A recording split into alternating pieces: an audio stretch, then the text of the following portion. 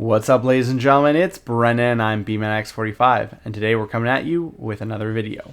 We have our final deck profile for the BT17 format. This is our yellow ShineGreymon. We saved one of our best decks for last, at least in my opinion.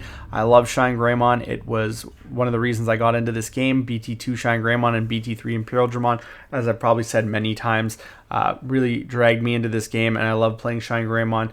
And just being able to put this deck back together is really great. I like the new cards that they gave us in BT17, and I love trying them out and trying to make this deck as good as I can. And I'm super excited about all the cool Ultimate Cup support we're getting for this. I'm more of a yellow-based player, so the new Koromon BT12 is getting a Ultimate Cup version, which I'm super excited as participation. And then we have the BT13 line of Agumon, Geo Gray, and Rise Gray all getting Ultimate Cup cards, and I can't wait to see that. I think the Rise Gray is going to probably be pretty pricey, at least a lot more than the Aldemon from the last set. So we're hoping we can do good in the future Ultimate Cups, better than what I did last time. I only got one top 64 in the February to August Ultimate Cups this year. So we're hoping for better, but we should get into the deck profile. Let's talk about the changes to the deck, what we're liking, what card choices we're making, and see how you guys think about it. And hey, if you enjoy this type of content, be sure to smash that like button, comment down below. We'd love to hear your thoughts. Subscribe to the channel, and hit that bell for notifications so you don't miss a minute of the fun. Without further ado, let's get into it here. We have 4 of our BT12 Koromon egg. This is the egg we're playing. It has the inheritable when one of your yellow or red tamers becomes suspended. One of your opponents gets minus 1000 DP. I find that this card is better because it helps you get that little extra DP reduction to get things deleted, to clear your opponent's board, rather than the draw eggs, which I feel are good, but I feel like this deck draws enough as it is, so you don't need to worry about that. Starting off with our rookie lineup, we have 4 of the BT12 Agumon. This is your searcher. All your Agumons digivolve for 0 on a Koromon, or 1 or on a red or yellow level 2. So you can potentially digivolve, choose to digivolve for 1 and put your opponent 1, which is always a really good play. His on play, it reveals top 4, adds 1 card with Greymon in its name and 1 Marcus from them among your hand, then return to the rest of the bottom of the deck. His inheritable, when one of your yellow or red tamers becomes suspended, one of your opponent's Digimon gets minus 2000 DP. Next we have our 3 of our BT13 Agumon. He has the main once per turn. For the turn, one of your Marcus Daemons is also treated as a 3000 DP Digimon and can digivolve, which is really good because it lets you do your Marcuses for free, or BT12 evolution Marcuses, instead of having to pay that 1 memory to turn him into a Digimon at the start of the turn. He also has an inheritable of when one of your red or yellow tamers is suspended, you may delete one of your opponent's Digimon with 3000k. So if you can't get your opponent's guy down to 0, if you can get at least to 3k, you can pop him with his ability. You just gotta remember to activate it last. I like 3 better than 4 because I feel like you don't want to see this guy at the beginning of the game before you have any Marcuses on the board, because he's not really that as good then. So I do like 3 because I want to kind of save him for later. We play 2 of the EX4 Agumon. Digivolve has start of main. If you have a red or yellow tamer, you gain a memory. So when you push him up and you have a tamer on the board, if you have the memory tamer, you can potentially go up to 4 memory, which is really good. And then once per turn, inheritable, when one of your red or yellow tamers is suspended, draw 1. So he's kind of your draw engine. He's good. He's not amazing, but he's pretty good. And then we play 2 of the new Agumon, because he's also a draw engine technically, like the other guy, but he has some more versatility in comboing. He's only a yellow guy, but when attacking by suspending one of your yellow tamers, draw 1. And then all of your opponent's secured Digimon gain minus 3 inheritable. The nice thing is you can potentially, without having to pay the cost for Marcus, you can attack with this guy, digivolve up into him, have his inheritable minus 3000 DP if you're digivolving on him, or just sacrifice him to suspend a tamer to gain a tamer effect, which is always really, really good. So I like the ability to potentially do different combos with him, because sometimes just attacking with a Marcus when you really don't have anything is really bad and just feels wrong. So this just gives you options out of that old scenario, as well as, like I said, you get to draw one off the when attacking, so it kind of does what the other guy does for draw power. If you don't like this, you could probably play more EX4s or play the BT13. There's also Kudamon as an alternate searcher, but this is how I like my lineup right now, and I am enjoying playing this guy. But that's 11. Level 3 is a little bit low, but I think it works out. Onto the champions, we play 4 of the GeoGreymon from BT12. It's all the GeoGreymons Digivolve on an Agumon with Dinosaur trait, which is all your Agumons for a cost of 2. And when Digivolving, if you don't have Marcus in play, you may play a Marcus without paying the cost. So he's good early game, and then when inheritable, same as the BT12 Agumon, when one of your red or yellow Tamers is suspended, you can minus 2000 DP to your opponent's Digimon, one of your opponent's Digimon. And then GeoGrey from EX4, same as really the Agumon for EX4. If you have a red or yellow Tamer at the start of your main phase, you gain a memory. And then when one of your guys is suspended as the inheritable, you can draw one. One of your red or yellow Tamers is suspended.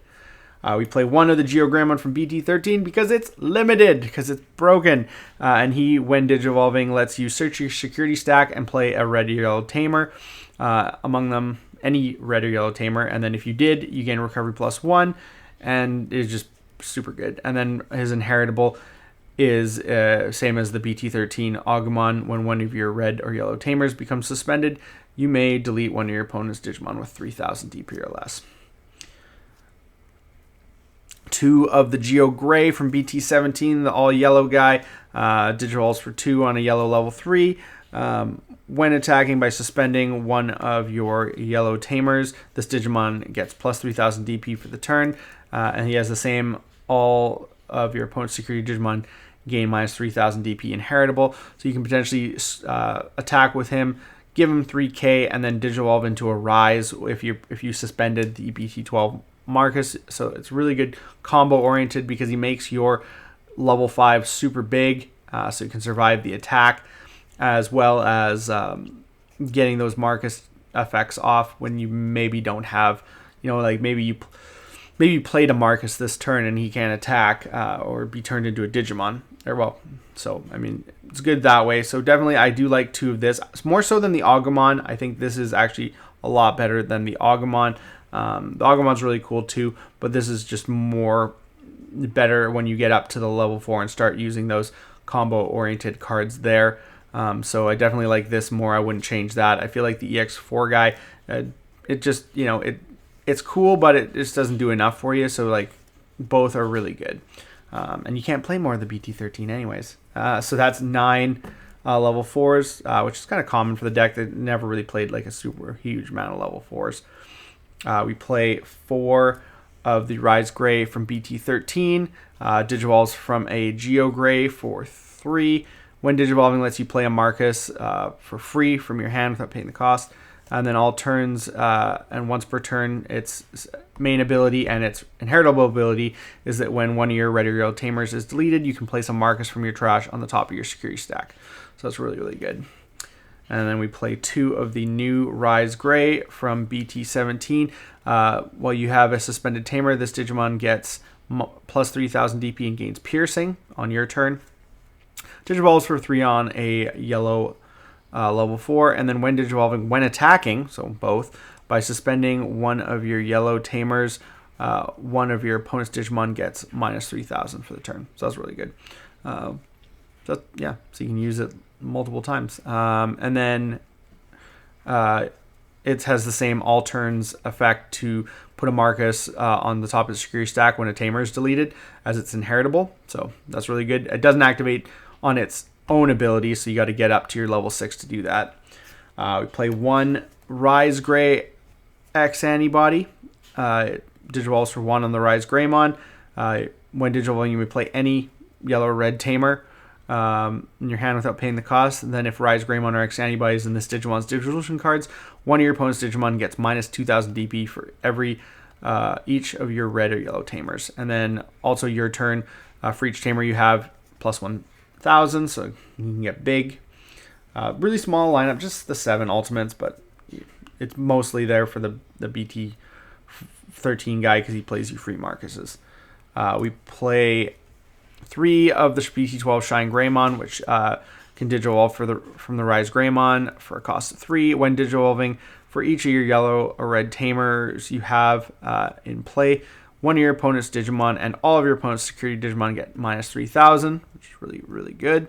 And then all of your Marcus Daemons on your turn get plus 3,000 DP and security attack plus 1. So really good. Helps you OTK super fast with your Marcuses because you can get multiple checks in. I do like 3 of this. I'm playing 2 of the new Shine. I see some people playing 3 of the new guy and 2 of the BT12 guy.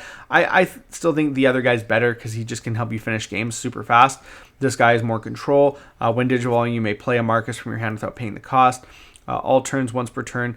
When this Digimon would leave the battle area by an opponent's effect by returning one of your yellow Tamers to the hand to prevent that deletion. So you just bounce one of your Marcuses and he stays on the board, which is really good because then you set up for Shine, burst mode plays, either burst mode or the new burst mode Ace. So that's really, really good. Stop your opponent's ability to, to get around him. We play 2 of the ShineGreymon burst mode, the original one, and he lets you burst for free if you bounce a Marcus, but then when digivolving, you can play a Marcus without paying the cost. And for the turn, the Tamer played by this effect is also treated as a 12k DP Digimon that can't digivolve and gains rush.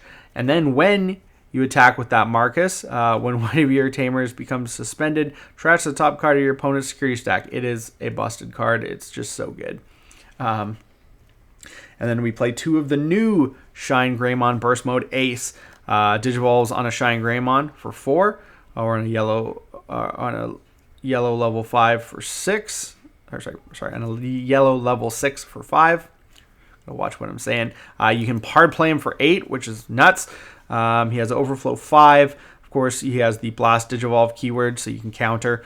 On play when digivolving, you may play 1 Tamer card from your hand without paying the cost. Then one of your opponent's Digimon gets minus that 5,000 DP for the turn for each of your Tamers. Yeah, so you're like a little mini ruin mode, basically. And then when attacking, by suspending up to 2 of your Tamers, yellow Tamers, for each one, this Digimon gains security attack plus 1 for the turn. And then it activates Marcus effects. So you gain memory, potentially digivolve, other things like another stack, and then you get security attack plus, potentially security attack plus 2. So you get 3 checks, maybe 1 check if you only have one thing you want to suspend at the time, depending on what you have on your board. So just super good. I think both burst modes are worth a 2 of.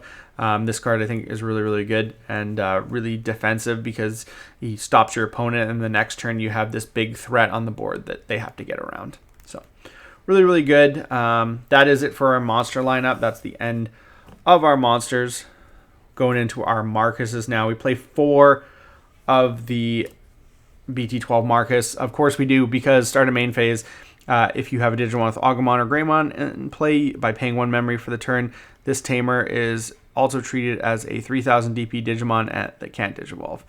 And then when this Tamer becomes suspended, one of your Digimon may digivolve into a yellow card with Greymon in its name from your hand without paying the cost. So gets you up to your guys for free really fast. All you gotta do is attack with it, basically, or suspend it. So that's why the new stuff comes in handy. So you don't actually have to pay that memory to attack. You can just suspend it with their abilities to rank up. You have to play 4. It's just so good. You need to see multiple copies. Usually wins you the game. BT13 Marcus as well is really great to have on the board, but not as important. So that's why we only play 3. It's your memory Tamer, which is also really good. So you want to see it, so that's why you play 3. And then you have on play, you can suspend the Tamer, and then all turns when this Tamer becomes suspended, one of your opponent's Digimon gets minus 3,000, so he helps you kill your opponent's stuff really fast. And then if you have a Digimon with Agumon or Greymon in its name, gain a memory. So it helps you gain memory, especially since he's a 5-cost Tamer to play, but you play him for free most of the time. We play 2 of the new Marcus Damon. I love that alti art. On play until the end of your opponent's turn, one of your Marcus Damons is also treated as a 3k DP Digimon that can't Digivolve and gains blocker. So this is effectively does the same thing that the BT13 ShineGreymon did.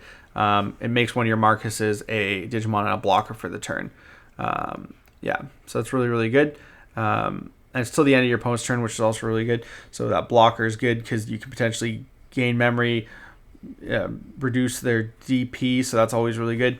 And then all turns ability, when this Tamer becomes suspended, one of your Digimon gets plus 3000 DP for the turn, and if you have a Digimon with Agumon or Greymon its name, gain a memory. So it's really good because both of them gain you memory, so you're gaining lots of memory from the BT17 Marcus and the BT13 Marcus, but you're also either buffing your stuff or debuffing your opponent's stuff, which is also really, really good. So I like that Tamer lineup. Feels perfect. 9 Tamers is great because you have so many ways to play them for free. You want to see them. So that is what I do like. All right, last couple cards here. We play 4 copies of Physical Training. Gets you more free Digivolutions, like from your level 3 to level 4. Gets you your pieces super fast. Everything's yellow, so easy to search and easy cost. Plus, it's good when it comes off of security. And then we play 1 Awakening of the Sun. This was a new card in BT17. Cost 3. You may play a Marcus Damon or a Rhythm from your hand or trash without paying the cost. Then place this card in the battle area. All turns, when one of your Tamers is deleted by returning to the hand, delay. One of your Digimon may Digivolve into a card with ShineGreymon as the name without paying the cost. So if you basically lets you ShineGreymon, you can put basically ShineGreymon burst mode on your opponent ace on your opponent's turn, if just by like blocking with one of your Marcuses, or if they just try to kill one of your Tamers. So it's really good. And then its security ability is you may play 1 card with Marcus Damon or Rhythm in its name from your hand or trash without paying the cost, then place this card in the battle area. So I like it because it's just a bit of a defensive playing. I only like 1 copy. If you get it off security, it's good. If you play it, it's still pretty good because you can play one of your Marcuses for 3, which is also, you know, like, why not, right? So I do like 1 copy of it, and it does come up because then your opponent has to play around it. So that is the deck, guys. That is the new ShineGreymon support. Tell me what you guys think. Do you think that this deck is super competitive still? Do you think it can go up against the meta? I know it did win attack regionals.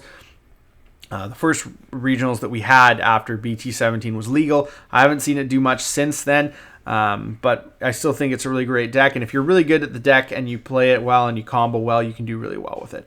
So I do recommend this deck for people who like ShineGreymon, people who like yellow decks. It is really fun. I just like punching people with Marcus for days. But looks like that's all the time we have this video. Thank you very much for checking out all these BT17 deck profiles and for tuning in, and we hope to see you in the next video. And as always, have a wonderful day. And that's all for now, folks.